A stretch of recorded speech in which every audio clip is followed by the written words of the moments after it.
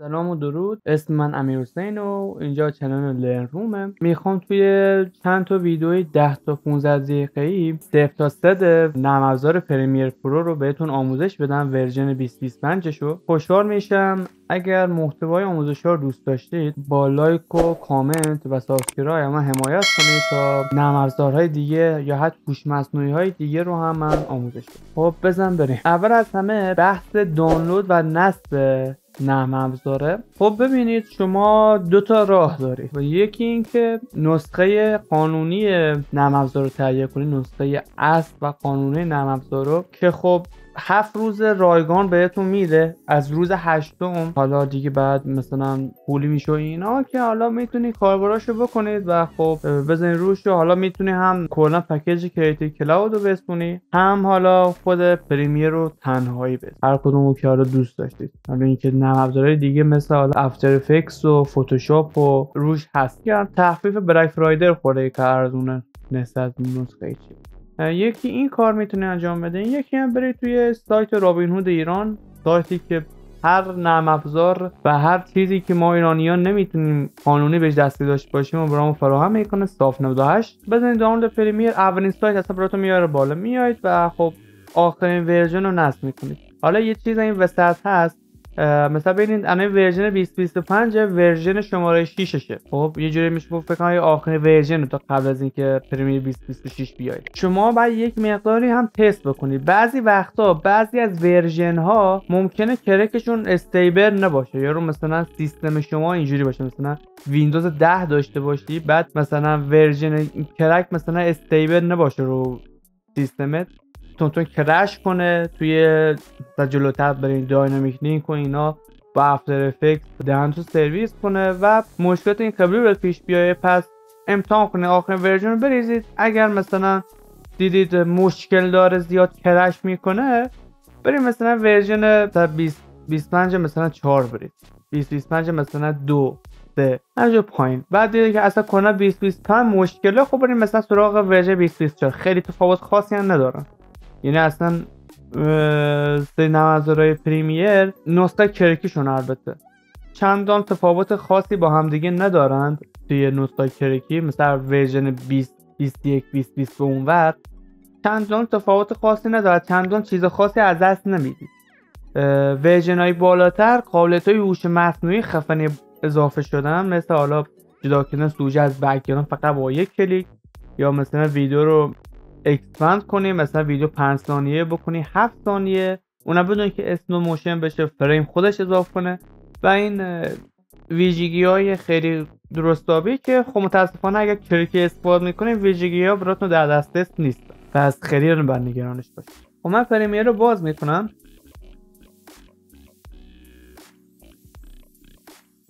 این فضای نرم افزاره وقتی اولین بار بازش میکنید. شما کار بهش داشته باشه یا اینجا بزنید نیو پروژکت، اینجا پنل براتون باز میشه. این توی ورژن های قبلی نبود، اولین بار توی این ورژن ایجاد شده. اینجا خیلی راحت و ساده اسم پروژهتون رو مینویسید، مثلا مینویسم حالا لرن، بعد اینجا مثلا حالا لوکیشن جایی که سیو میشه پروژه رو میزنید که حالا مثلا اینجا خودکار جای سیوش اینجایه. حالا اگر مثلا درایو سیت بزار داشته باشه، حالا من مثلا درایو سیت کنم 256 برای همین من خودم تو این درایو F میندازم سیوامو که حالا اینا SSD بودن سریه بره. خب باز اگه درایو سیت تو جا درایو سیت دست بهش نزنه، اگر دوستش جا دیگه سیو کنید که خب میزنید سیو میکنه. اینجا تمپلت. ببینید کاری که شما میتونید انجام بدید، حالا جلوتر بهتون میگن تمپلت دقیقاً چه کار میاد. میتونید پروژه های کاری آماده تعیین کنید، مثلا برای ادیت یوتیوب یه سری پوش ها رو تو پریمیر، یه سری ادجاستمنت لیر ها و یه سری خرت و پرتایی که بعد خب برای هر پروژه‌ای کلا قبل از شروع بعد درست کنید. اینجا درست میکنید، یه 5 دقیقه کارتون زودتر راه میندازه و واقعا جالب. برای جلوتر بهتون اینجا یه گزینه‌ای داره اسکی ایمپورت مود، تیکشو بزنید به صورت کلی، ولی حالا من تیکش نمیزنم که ببینید چیه. و خب اینجا حالا تنظیمات پروژه دیگه، اینجا حالا رندرتون رو میگه کجا چی میشه که خب کارت گرافیک دارید، اگر مثلا انویدیا باشید میتونید تنظیمش کنید کدا اگرم نه که خب مثلا رو AMD مثلا بذارید رو کارت گرافیک. اگر کارت گرافیک ندارید انتخاب خاصی بهتون نمیده. اینجا هم حالا یه سری گزینه‌های دیگه است، خیلی کاری باشون ندارید. اینجا مود رنگی پروژه‌تون رو میتونید انتخاب کنید که کلا دست نزنید به اینا مگر در شرایط خاص که حالا مثلا ایجاب میکنه که تغییر بدید اینا رو. ولی به صورت کلی همینی که هست خوبه، نیاز به تغییر دیگه ای نداره. اینجا حالا باقی چیزایی که از پرمیه سیو میشه رو نشونتون میده، حالا آتو سیو ها، ویدیو پریویوز ها و اینا. مثلا میتونه هر کدوم لوکیشن خاصی براش تعریف کنه، کنار همون فایل سیوتون بذارید خیلی بهتره. اینا که چیز خاصی نیست. اوکی میزنیم وارد این پنل میشه. این پنلیه که نسخه 2024 2023 پایین واردش میشونیم مستقیما. چیز خیلی خاصی نداره، کار خیلی خاصی نمیخواد انجام بدید. فقط میتونید اینجا چند تا ویدیو آماده خود پرمییر قبل بهتون میده. بیشتر به درد اونایی میخوره که میخوان آموزش چیزی بذارن سری ویدیو اد کنن، میگن ویدیوهاش هم کم کیفیت مناسبی نداره، هم فایده نداره. یه سری ویدیو که حالا میتونید انتخاب کنید وارد پروژهتون. اینجا هم حالا آدرس درایورات و پوشاتون چیز خاصی نیست.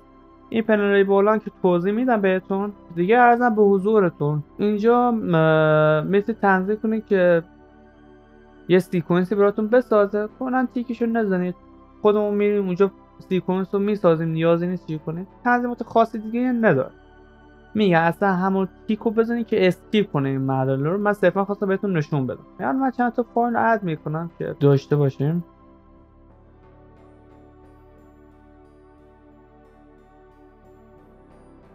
با وارد فضای اصلی پریمیر بشیم. این فضاییه که اولین بار باهاش مواجه میشه. اسم ورک اسپیس که هست. ورک اسپیس به محل کاری میگن که شما تو پریمیر کار میکنید اصولا.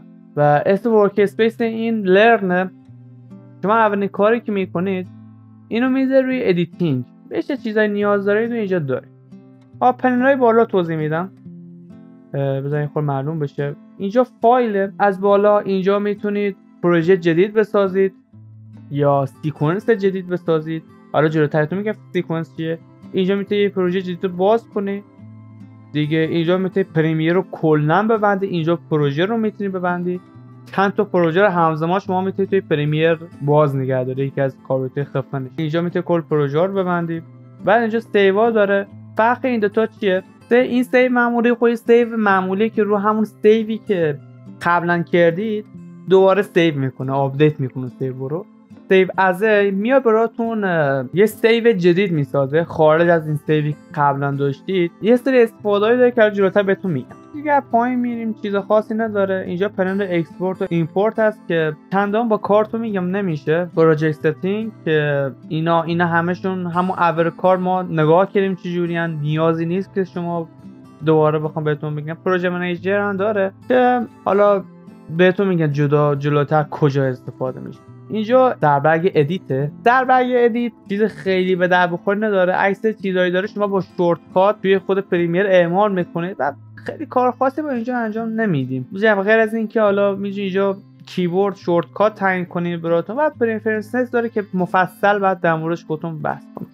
اینجا سیکونس داره که حالا تنظیمات مربوط به سیکونس هم بعد جلوتر بهتون بگم که اصلا سیکونس چیه، چجوری میتونید بسازید و اینا. و حالا من سریعتر رد بشن که باشه. اینجا مارکس چیز خاصی نیست. اینجا گرافیک مربوط به فونت و اینایه. و اینجا که میتونید ورک اسپیساتون و حالا پنجرهایی که میتونید استفاده کنید، اینا به هر کدوم اینا میگن ویندو پنجره.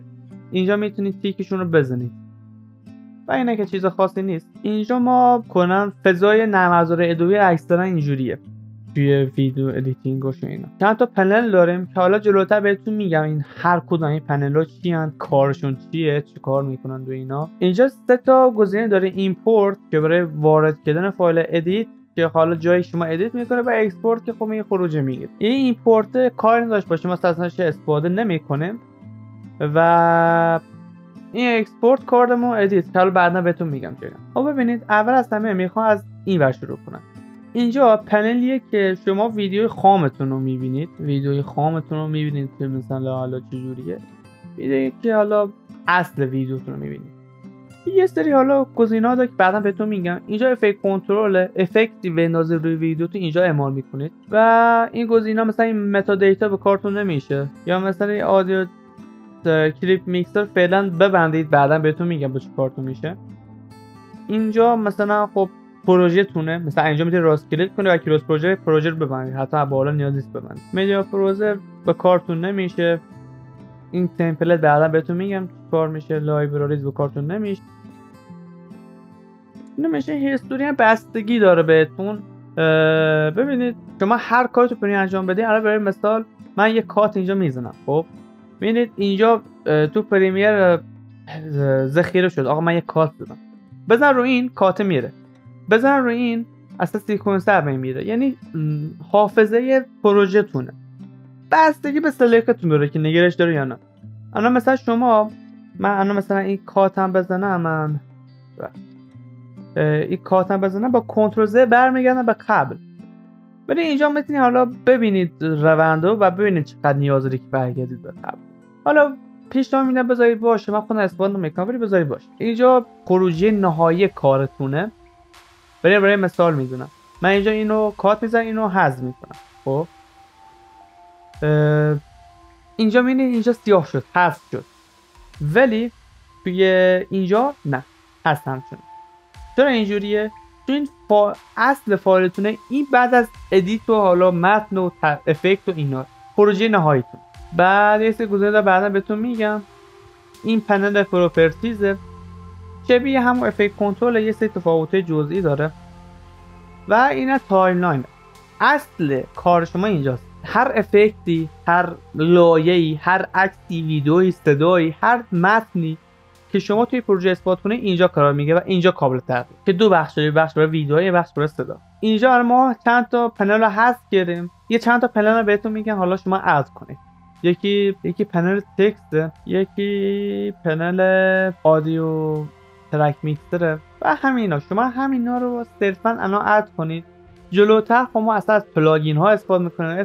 فعلا برای شروع شما اینا رو اد. بعد آخر بار برای اینکه پروژهتون سیو بشه و ورک اسپیس اختصاصی خودتون رو ایجاد کنید، شما از طریق ویندو ورک اسپیس میایید و سیو از نیو ورک اسپیس رو میزنید و حالا یه چیزی برای خودتون سیو. حالا برای مثلا من میاد توی ورک اسپیس دیگه هست، بخوام مثلا برگردم ورک اسپیسم اینجا مثلا هست. حالا اینا بذار بگم این وسط یه وقتایی میشه شما یه اشتباهی گند میزنید. یه گندی که چی نمیشه، مثلا پنل رو شما میتونید توی پریمیر جابجا کنید. حالا این وسط بهتون بگم، میتونید مثلا از طریق اینجا این نزدیک این سووش اینجا رو بردارید و پنل رو جا، مثلا من اینجا پروگرام ستینگ رو میندازم اینجا، تکست رو میندازم برای مثال اینجا، میبینید و هم ریخت کردن چیزی، مثلا اینو میندازم اینجا و خراب میکنید کارو. میتونید خیلی راحت ورک اسپیس رو بزنید اینجا ببینید چند تا گزینه داره. سیو نیو ورک اسپیس جدید میسازه. این تغییراتی که الان تو ورک اسپیس ایجاد کردید و روی ورک اسپیس ذخیره میکنه و این ریست میکنه. دوباره برگشت به حالت قبل. اینجا یه پنل دیگه هم داره، پنجره ابزاراست. این هر کدوم ابزارا یه کار خاصی میکنه. مثلا این کات میزه براتون، این براتون سلکت انجام میده، یا این مثلا این تکه ویدیو به بعد رو میزنه، میتونی ببرید جلو، سلکت میکنه، میتونی هر کدوم مثلا میتونی دلیت یا هر. این حالا جلوتر میتونید شکل دستاز بکشید، من یه شکلی کشیدم روی تصویر. این مثلا شکل آماده رو داره. اینا هر کدوم خب برای یه کاری استفاده میشن و شورت کات هم دارن روی کیبورد. حالا میخواد ذخیره کنید، مثلا برای این شما مثلا من روی این باشم، شما روی کیبورد V رو بزنید میاد روی این، یا روی کیبورد A رو بزنید میاد روی این، یا روی کیبورد C رو بزنید میاد روی این، یا P رو بزنید میاد روی این، یا مثلا H رو بزنید میاد روی این. این موقعیتشون راحت میتونید رو هر کدومشون موضوع بذارید و بهتون میگه که شورت کاتش چیه. مثلا میبینید اینجا نوشته که P، یا مثلا اینجا نوشته که Y، یا مثلا اینجا نوشته که C. ذخیره کنید، حفظ کنید که توی روند سریع‌تر شدن ادیتتون خیلی تاثیر داره. دیگه همین. اگر دوست داشتید ترفند یا از این نرم افزار بهتون یاد بدم یا آموزش نرم افزار دیگه رو بذارم یا نظری پیشنهاد چیزی در مورد نوع آموزش داشتید حتما با من در میون. دمتون گرم. خدا